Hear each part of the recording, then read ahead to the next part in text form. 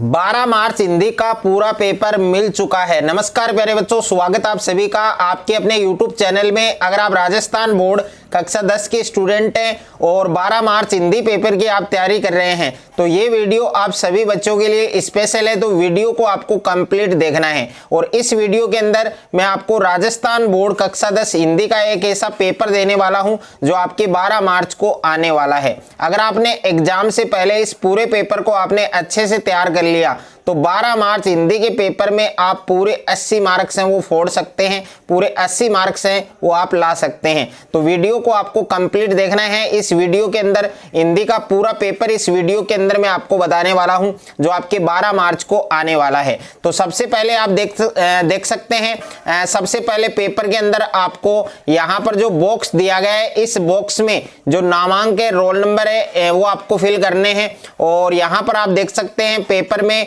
जो QR code है वो भी लगा हुआ है, वो भी एडिट किया हुआ है इसमें। और यहाँ पर आप देख सकते हैं पेपर कोड दे रखा है आपके 1457005। ये पेपर का कोड है, सभी विषयों के पेपर का जो कोड है वो आपके अलग अलग आएगा। और यहाँ पर आप देख सकते हैं माध्यमिक परीक्षा 2025 यानी 2025 का पेपर है आपके और हिंदी का पेपर है आपके। और जो समय है वो आपको 3 घंटे 15 मिनट का आपको टाइम दिया गया है और 3 घंटे 15 मिनट में ये हिंदी का पूरा पेपर आपको करना है। और पूर्णांक आप देख सकते हैं 80 नंबर का ये पेपर आपके होने वाला है। अगर आप भी 12 मार्च हिंदी के पेपर में पूरे 80 मार्क्स अगर आपको फोड़ना है, पूरे 80 मार्क्स अगर आपको लाने हैं 12 मार्च हिंदी के पेपर में, तो हिंदी का ये पूरा पेपर आपको एग्जाम से पहले अच्छे से आपको तैयार करना है। तो सबसे पहले परीक्षार्थियों के लिए सामान्य निर्देश हैं वो दिए गए हैं। इसमें पहला निर्देश आपको दिया गया है कि परीक्षार्थी सर्वप्रथम अपने प्रश्न पत्र पर नामांक जो रोल नंबर है वो जरूर लिखें। और दूसरा निर्देश दिया गया है कि सभी प्रश्न हल करने अनिवार्य हैं। और तीसरा निर्देश दिया गया है कि प्रत्येक प्रश्न का उत्तर दी गई उत्तर पुस्तिका में लिखें। और 4 नंबर निर्देश दिया गया है कि जिन प्रश्नों में आंतरिक खंड है उन सभी के उत्तर है वो एक साथ में लिखें। और 5वां निर्देश दिया गया है कि प्रश्न का उत्तर लिखने से पूर्व प्रश्न का जो क्रमांक है वो आपको जरूर लिखना है, यानी आंसर से पहले आपको क्वेश्चन क्रमांक है, क्वेश्चन नंबर है वो जरूर लिखना है। तो सबसे पहले हम बात करेंगे पेपर के अंदर आपको खंड ए दिया गया है यानी सेक्शन ए आपको दिया गया है। और साथ साथ में इन सभी क्वेश्चंस के जो आंसर है वो भी आपको बताए जाएंगे। तो वीडियो को आपको पूरा देखना है। तो इसमें क्वेश्चन नंबर फर्स्ट आप देख सकते हैं, क्वेश्चन नंबर फर्स्ट आपको दिया गया है कि निम्नलिखित वस्तुनिष्ठ प्रश्नों के उत्तर अपनी उत्तर पुस्तिका में लिखिए। तो इसमें पहला क्वेश्चन आपको दिया गया है कि प्राय, गुण, दोष, अवस्था, व्यापार, अमूर्त भाव तथा क्रिया किस संज्ञा के अंतर्गत आते हैं। यानी 4 ऑप्शन आपको दिए गए हैं। ए ऑप्शन में दिया गया है व्यक्तिवाचक और बे ऑप्शन में दिया गया है द्रव्यवाचक और स ऑप्शन में दिया गया भाववाचक और द ऑप्शन में दिया गया समूहवाचक। तो प्राय, गुण, दोष, अवस्था, व्यापार, अमूर्त भाव तथा क्रिया कौन सी संज्ञा के अंतर्गत आते हैं, तो उस संज्ञा का नाम क्या है आपके भाववाचक संज्ञा। तो इसमें स ऑप्शन है, स ऑप्शन है वो आपका क्या होगा, करेक्ट होगा। ओके, तो इसमें स ऑप्शन आपको नोट करना है। और साथ साथ में इन क्वेश्चंस को आप लिख सकते हैं या स्क्रीनशॉट ले सकते हैं। दूसरा क्वेश्चन है आपके कि प्रत्येक शब्द में उपसर्ग है, तो प्रत्येक शब्द में आपको उपसर्ग बताना है। तो ए ऑप्शन में दे रखा है पर और बे ऑप्शन में दे रखा है प्रति और स ऑप्शन में दे रखा है प्रत्य और द ऑप्शन में दे रखा है आपके परि। तो इसमें कौन सा ऑप्शन करेक्ट होगा, यानी जो प्रत्येक शब्द है उसमें उपसर्ग क्या है आपके प्रति है, यानी इसमें बे ऑप्शन आपका करेक्ट होगा।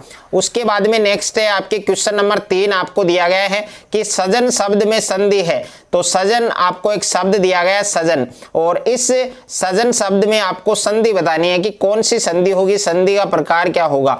तो ए ऑप्शन में दे रखा है यण और बे ऑप्शन में दे रखा है व्यंजन और स ऑप्शन में दे रखा है गुण और द ऑप्शन में दे रखा है दीर्घ।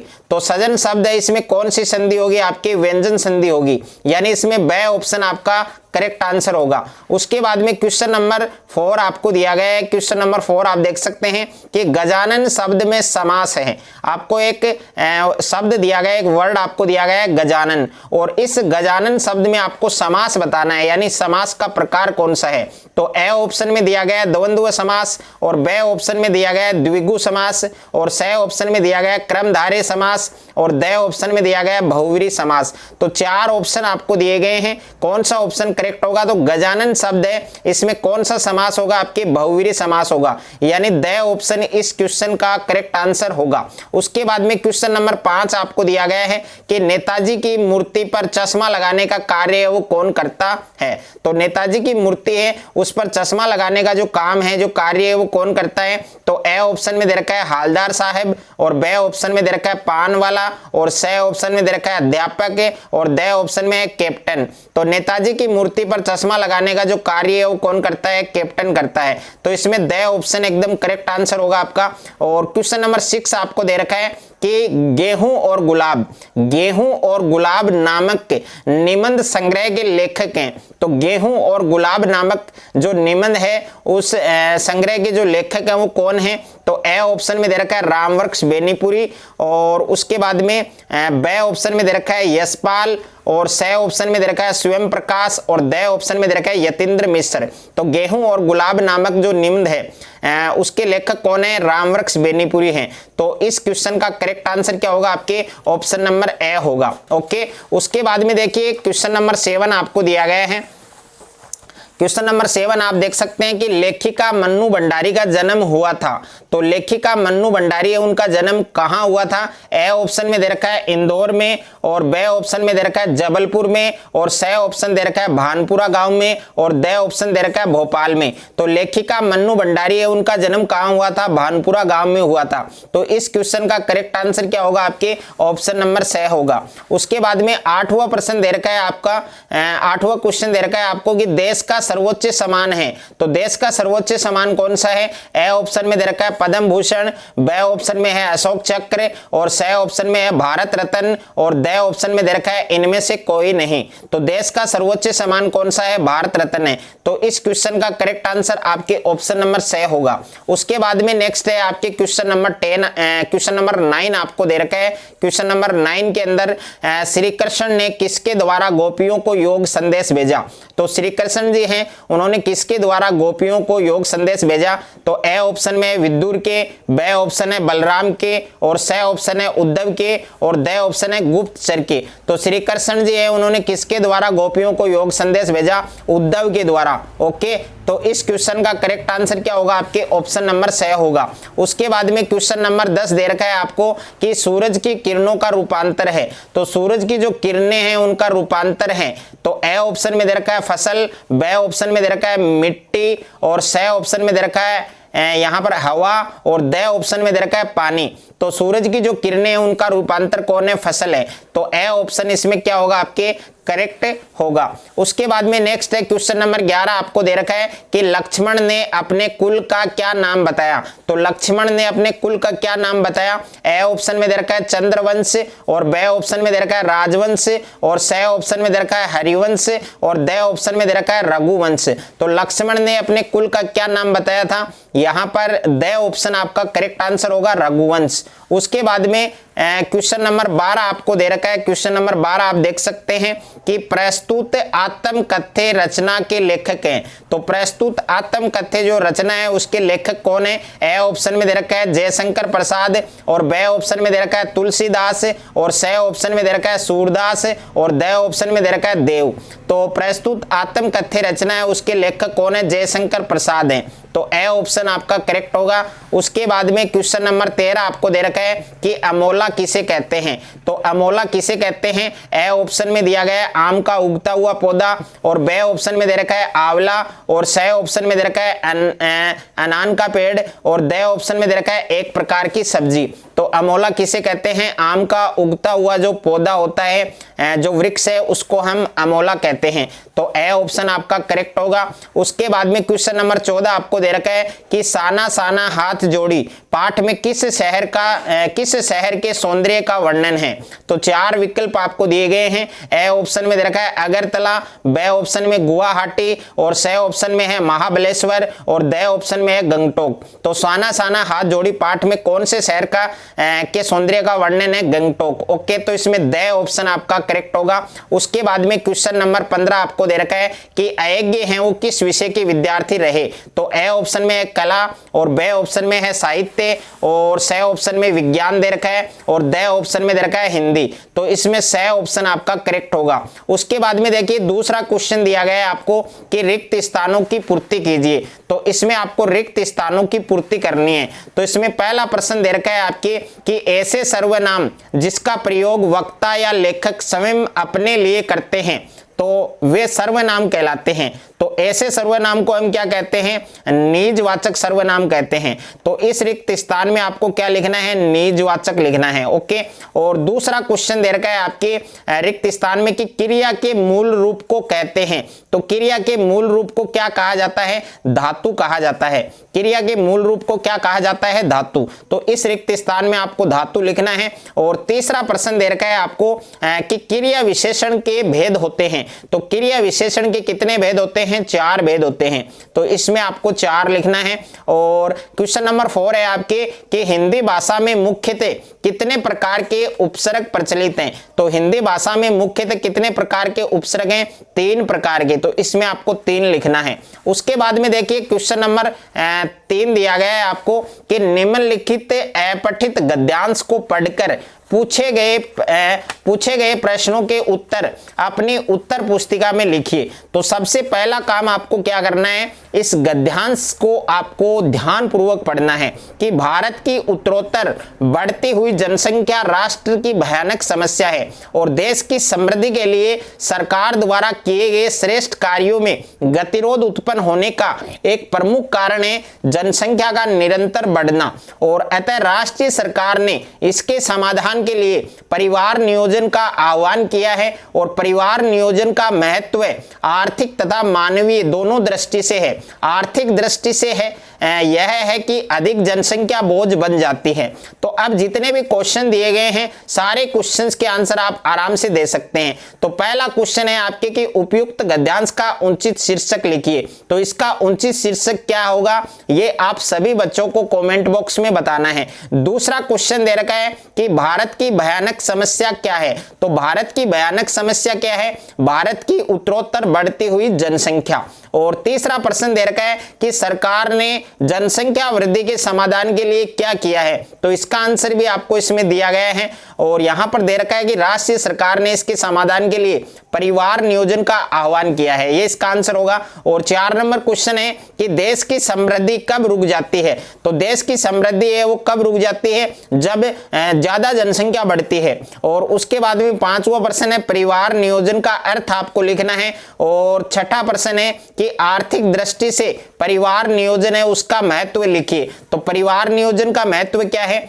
आर्थिक दृष्टि से परिवार नियोजन का महत्व यह होगा कि अधिक जनसंख्या है वो बोझ बन जाती है। उसके बाद में क्वेश्चन नंबर 4 है आपके कि निम्नलिखित अपठित पद्यांश। इसमें आपको अपठित पद्यांश दिया गया है, इसको ध्यानपूर्वक पढ़कर पूछे गए प्रश्नों के उत्तर अपनी उत्तर पुस्तिका में लिखिए। तो सबसे पहले आपको ये जो अपठित पद्यांश दिया गया है इसको आपको अच्छे से पढ़ना है। इसका स्क्रीनशॉट आप ले सकते हैं कि बड़ा कि छोटा कुछ काम कीजिए परंतु पूर्वों पर सोच लीजिए। बिना विचारे यदि काम होगा कभी न अच्छा परिणाम होगा। बिना विचारे जो करे सो पाछे पछताए, काम बिगाड़े आपनो जग में होत हंसाए। तो इसमें पहले आपको ये जो पद्यांश दिया गया है इस पद्यांश को पहले अच्छे से ध्यानपूर्वक आपको पढ़ना है। उसके बाद में इसमें भी आपको टोटल 6 क्वेश्चन दिए गए हैं। इसमें पहला क्वेश्चन दिया गया है आपके कि उपयुक्त पद्यांश का उचित शीर्षक। तो इसका उचित शीर्षक क्या होगा ये आपको कमेंट करके बताना है। दूसरा क्वेश्चन है आपके कि कवि क्या सोचने के लिए कहता है। और तीसरा क्वेश्चन दिया गया है आपको कि काम बिगड़ने काम बिगड़ने से जग में क्या होता है। और 4 नंबर प्रश्न दे रखा है कि जग शब्द का अर्थ लिखिए। तो जग शब्द का अर्थ है, ये आप सभी बच्चों को लिखना है। और 5वां प्रश्न है कि छोटा की बड़ा क्या कीजिए। और 6ठा प्रश्न है कि बिना विचारे जो करे। इस पंक्ति का जो अर्थ है वो आपको इसमें स्पष्ट करना है, लिखना है। उसके बाद में देखिए खंड ब दे रखा है आपको, और खंड ब के अंदर निम्नलिखित लघुतरात्मक प्रश्नों के उत्तर, यानी खंड ब में जितने भी क्वेश्चन दिए गए हैं सभी क्वेश्चंस आपके लघुतरात्मक हैं, और इन सभी क्वेश्चंस के जो आंसर है वो आपको 40 शब्दों में देने हैं। तो यहां पर 5वां प्रश्न दे रखा है कि बच्चे की दंतुरित मुस्कान का कवि के मन पर क्या प्रभाव पड़ता है। तो बच्चे की दंतुरित मुस्कान है, उस पर कवि के मन पर क्या प्रभाव पड़ता है वो आपको लिखना है। और 6ठा प्रश्न है कि आत्मकथ्य कविता में कवि जयशंकर प्रसाद ने महान कवि की विनम्रता है वो किस प्रकार व्यक्त की है।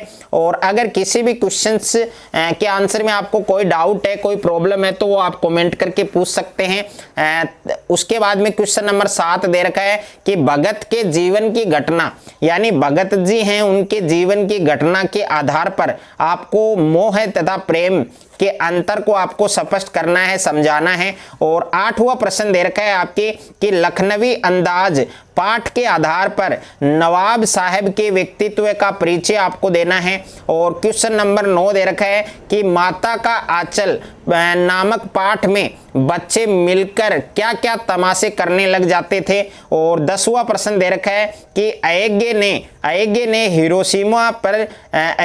हिरोशिमा पर कविता कहाँ और किन परिस्थितियों में लिखी।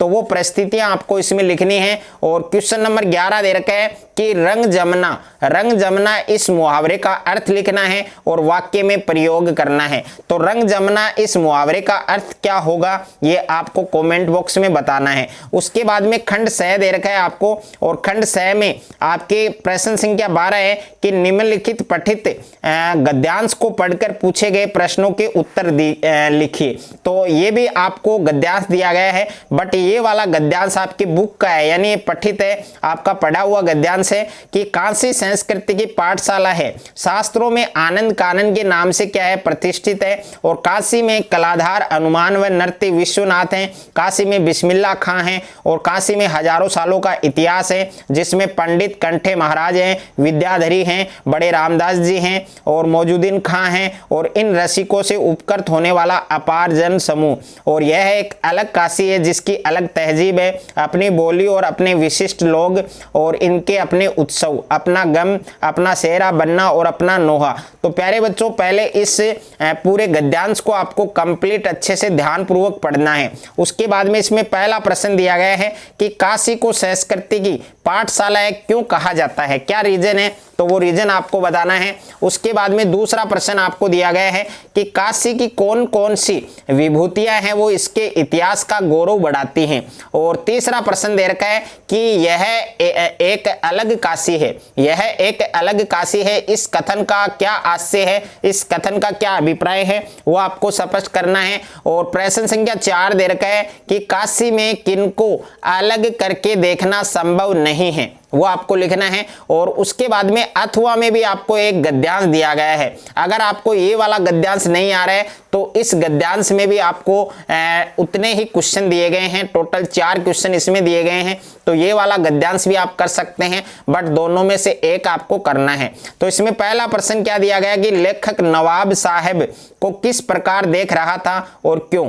तो सबसे पहले इस गद्यांश को पढ़ना है, उसके बाद ये 4 क्वेश्चन दिए गए हैं, इन 4 क्वेश्चन के आंसर आपको देने हैं। तो इसमें दूसरा क्वेश्चन है कि नवाब साहब ने सहसा क्या किया, इस पर लेखक की क्या प्रतिक्रिया हुई वो आपको स्पष्ट करनी है। तीसरा प्रश्न है शुरुआत में नवाब साहब क्या करते रहे। और 4 नंबर प्रश्न है लेखक के मत में नवाब साहब का उसके खेरे का शौक फरमाने का आग्रह वो किस कारण था। और उसके बाद में क्वेश्चन नंबर 13 है निम्नलिखित पठित पद्यांश को पढ़कर पूछे गए प्रश्नों के उत्तर लिखिए। तो ये आपको पठित पद्यांश दिया गया है जो आपके बुक का है कि धन्य तुम माँ भी तुम्हारी धन्य, चीर प्रवासी में इतर में अन्य, इस अतिथि से प्रिय तुम्हारा क्या रहा संपर्क, उंगलियां माँ की कराती रही मधुपरक, देखते तुम इधर कनखी मार और होती जबकि आंखें चार तब तुम्हारी दंतुरित मुस्कान मुझे लगती बड़ी छविमान। तो पहले इन पद्यांश को आपको अच्छे से ध्यानपूर्वक पढ़ना है। और इसमें पहला क्वेश्चन आपको दिया गया है कि चीर प्रवासी में इतर में अन्य, इस पंक्ति में अंतर्निहित जो भाव है वो आपको स्पष्ट करना है। और दूसरा प्रश्न है कि उंगलियां मां की कराती रही मधुपरक, इसका आशय आपको स्पष्ट करना है। और तीसरा प्रश्न है कि कनखी मारकर देखने का क्या आशय है, क्या अभिप्राय है, वो आपको लिखना है। 4 नंबर प्रश्न है कि जब तुम्हारी दंतुरित मुस्कान मुझे लगती बड़ी छविमान, कवि नागार्जुन को दंतुरित मुस्कान की कवि छवि बड़ी छविमान कब लगती है, तो वो आपको स्पष्ट करना है। उसके बाद में अथवा में भी आपको एक पद्यांश और दिया गया है। अगर आप ये वाला पद्यांश करना चाहते हैं तो ये कर सकते हैं कि किंतु कहीं ऐसा न हो कि तुम ही खाली करने वाले, अपने को समझो मेरा रस ले अपनी भरने वाले, यह विडंबना अरि सरलते तेरी हंसी उड़ाऊ में, भूले अपनी या प्रवचना औरों की दिखलाऊ में। तो पहले इस पूरे पद्यांश को आपको अच्छे से पढ़ना है। और इसमें पहला प्रश्न आपको क्या दिया गया है कि कवि ने विडंबना किसे कहा है, यानी विडंबना किसे कहा है और क्यों कहा है, क्या रीजन है, वो आपको लिखना है। दूसरा क्वेश्चन है कि कवि अपने जीवन के आनंद में अक्षरों का वर्णन क्यों नहीं करना चाहता। और तीसरा क्वेश्चन है कि कवि किनकी गाथा गाने में स्वयं को असमर्थ पा रहा है। और 4 नंबर प्रश्न है कि सरलते संबोधन है वो किसके लिए है। ओके, उसके बाद में क्वेश्चन नंबर 14 आपको दिया गया कि नेताजी का चश्मा कहानी के अनुसार देश के निर्माण में बड़े ही नहीं बच्चे भी क्या है शामिल, और आप देश के नवनिर्माण में किस प्रकार योगदान देंगे वो आपको स्पष्ट करना है। अथवा में प्रश्न है कि एक कहानी यह भी पाठ के आधार पर मन्नू भंडारी के व्यक्तित्व की कोई 3 विशेषताएं हैं वो आपको स्पष्ट करनी है। और क्वेश्चन नंबर 15 दे रखा है तार सप्तक से आप क्या समझते हैं, और संगतकार कविता के आधार पर अपने शब्दों में लिखिए। और इसके अथवा में प्रश्न दिया गया है कि हारिल की लकड़ी का क्या तात्पर्य है, क्या अभिप्राय है, और गोपियों ने कृष्ण को हारिल की लकड़ी है वो क्यों कहा, वो आपको लिखना है। उसके बाद में क्वेश्चन नंबर 16 है कि महाकवि सूरदास के व्यक्तित्व और कर्तृत्व का परिचय लिखिए। और इसके अथवा में प्रश्न दिया गया है कि लेखक यतीन्द्र मिश्र के व्यक्तित्व और कर्तृत्व का परिचय लिखिए। तो दोनों में से जिस पर आप अच्छे से परिचय लिख सकते हैं उस पर लिखना है, या तो सूरदास पर लिखिए या यतीन्द्र मिश्र पर। और खंड दे रखा है आपको, सेक्शन डी दे रखा है, जिसमें क्वेश्चन नंबर 17 है कि माता का आंचल पाठ में बालक का मां तथा पिता दोनों से ही जुड़ाव प्रकट हुआ है, तब भी इसका शीर्षक माता का आंचल रखना कितना ठीक है, ये आपको अपना जो मत है वो आपको इसमें स्पष्ट करना है, इसमें आपको बताना है। उसके बाद में अथवा में प्रश्न दे रखा है आपको कि देश के प्राकृतिक स्थानों के सौंदर्य का आनंद लेते समय अधिकांश सैलानी वहां के पर्यावरण को क्या करते हैं, दूषित कर देते हैं। और इस नैसर्गिक सौंदर्य की जो सुरक्षा है उसमें आप अपने उत्तरदायित्व का निर्वाह कैसे करेंगे, साना साना हाथ जोड़ी पाठ के आलोक में आपको उत्तर है वो देना है। 18वां प्रश्न है कि निम्नलिखित विषयों में से किसी एक विषय पर लगभग 300 शब्दों में आपको निबंध लिखना है। तो इसमें पहला निबंध है कि हमारे राष्ट्रीय पर्व, दूसरा है मेरा प्रिय खेल, और तीसरा है होली, और 4 नंबर है HMPV वायरस। तो HMPV वायरस है उस पर अगर आपको निबंध तैयार करना है तो उसका लिंक मैंने डिस्क्रिप्शन में दे दिया है, बहुत ही अच्छे तरीके से मैंने निबंध करवाया है। अगर आप वही निबंध करेंगे तो पूरे नंबर आपको मिलेंगे, और 300 शब्दों में आप अच्छी भाषा के अंदर निबंध है वो HMPV वायरस पर याद कर सकते हैं। तो उस वीडियो का लिंक आपको डिस्क्रिप्शन में मिल जाएगा। उसके बाद में क्वेश्चन नंबर 19 है कि स्वयं को राजकीय उच्च माध्यमिक विद्यालय अलवर की छात्रा सुलेखा गुप्ता मानते हुए अपने प्रधानाचार्य महोदय को अपने बड़े भाई की शादी में सम्मिलित होने के लिए 4 दिन के अवकाश के लिए आपको प्रार्थना पत्र लिखना है। और इसके अथवा में प्रश्न दिया गया है कि स्वयं को नगरपालिका अलीगढ़ के वार्ड 18 का निवासी मानते हुए स्वास्थ्य अधिकारी को वार्ड की वार्ड की शोचनीय अव्यवस्था की जो स्थिति है उससे अवगत कराते हुए सफाई की समुचित व्यवस्था कराने के लिए आपको पत्र लिखना है। और प्रश्न संख्या 20 है कि सरस्वती पुस्तक भंडार पुस्तक की बिक्री बढ़ाने हेतु एक विज्ञापन लिखिए। और इसके अथवा में भी आपको विज्ञापन का ही क्वेश्चन दे रखा है। आपके मोहल्ले में पालतू जानवरों के इलाज के लिए एक अस्पताल खोला गया है, इसके लिए आपको एक विज्ञापन लिखना है। तो प्यारे बच्चों, ये हिंदी का पेपर है आपके, और इस पूरे पेपर को आपको तैयार करना है। अगर आपको ये वीडियो अच्छा लगे तो वीडियो को आप ज्यादा से ज्यादा शेयर करें, ज्यादा से ज्यादा वीडियो को लाइक करें, और चैनल पर आप नए हैं तो चैनल को आप सब्सक्राइब कर लीजिए और साथ में नोटिफिकेशन बेल को प्रेस कर लीजिए।